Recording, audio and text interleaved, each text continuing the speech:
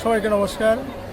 প্রথমে আমি বাংলা শুভ নববৎসর উপলক্ষে আমাদের এই খয়েরপুর সহ সারা রাজ্যের যারা নাগরিক আছে প্রত্যেককে আমি শুভ নববৎসরের অনেক অনেক শুভেচ্ছা এবং অভিনন্দন জ্ঞাপন করছি। আজকে আমাদের চতুর্দশ দেবতা মন্দিরে চতুর্দশ দেবতার কাছে আমি রাজ্যবাসীর যাতে সুস্বাস্থ্য সমৃদ্ধি কামনা করছি, যাতে প্রত্যেকের জীবনে তাদের শান্তি আসে, সমৃদ্ধি আসে এবং তারা যাতে সুখ শান্তিতে তাদের পরিবার ভরপুর হয়ে ওঠে এই কামনা আমি রাখছি।